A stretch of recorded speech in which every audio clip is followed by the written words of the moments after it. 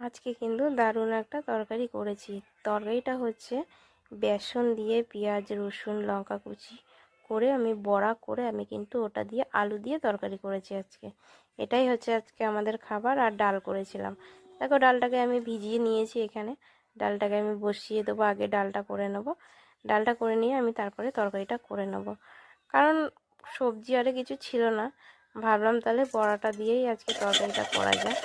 আর দেখো ডালটাকে আমি ঘুটে নিয়েছি। তোমরা কিন্তু অন্য কিছু মনে করো না যে হয়তো ঘরে নেই তার জন্য হয়তো এটা তরকারি করেছি, না। আমরা এক এক সময় এক এক রকমের তরকারি করি, খেতে ভালো লাগে। আর এক জিনিসটা বারবার খেতে ভালো লাগে না। একদিন সবজি খাও, একদিন মাছ খাও, একদিন গোশ খাও, একদিন বড়ার তরকারি খাও। আমরা কিন্তু ডালের বড়ার তরকারিও কিন্তু করি। আজকে একটু ভাবলাম যে দেখি বেসনের বড়ার তরকারি করি কীরকম লাগে খেতে। আজকে করেই নিলাম ভাবতে ভাবতে। আর দেখো বেসনের বড়াটা আমি কিন্তু একটু লাল লাল করে ভেজে নিয়েছি। আর কিছুটা ভাজা তুলে রেখেছি দুপুরে খাওয়ার জন্য, আর কিছুটা তরকারিতে আমি দিয়ে দিয়েছি। আর এখানে কিন্তু আজকে আমি আদা ছাড়াই তরকারি করেছি। রসুন দিয়েছি, জিরে দিয়েছি বেটে। আর এখানে যেরকম হলুদ গুঁড়ো, নুন আর শুকনো লঙ্কা গুঁড়ো দিয়ে ভালো করে আমি কষিয়ে নিয়েছি। আর এখানে দেখো পাতাগুলো ছিল, সেগুলো আমি উঠিয়ে প্রায় আমার রান্না হয়ে এসছে। পাতাগুলো নিয়ে আমি এখানে উঠোনটাকে ঝাড় দিয়ে নিতে হবে, কারণ প্রচণ্ড পরিমাণে পাতা আরে পড়ে। এই কারণে আমি সকালে একবার ঝাড় দিই আর দুপুরে বেলায় একবার ঝাড় দিই। বিকালে আমি টাইম পাই না, এই কারণে ঝাড় দিয়ে মানে হচ্ছে আমি রান্না করি তো রান্নাঘরটা প্রচণ্ড পরিমাণে ময়লা হয়ে যায়। সেটাই যেটিয়ে আমি বাইরে ফিরি তখনই বেশি নোংরা হয়ে যায়।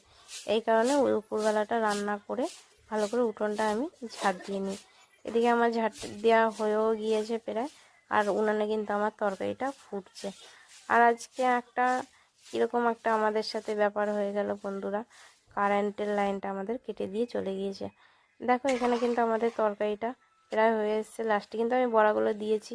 আর এখানে কিন্তু আগে বড়াটা দেওয়া যাবে না, তাহলে কিন্তু ভেঙে যাবে, বড়া খুঁজে পাওয়া যাবে না। আমি নামানোর একটু আগে আমি দিয়েছি। এর মধ্যে যদি একটু গরম মশলা দেওয়া হয় আরও বেশি ভালো লাগে খেতে। দেখো বড়া আমি ভাজা তুলে রেখেছিলাম। আর এখানে ভাত।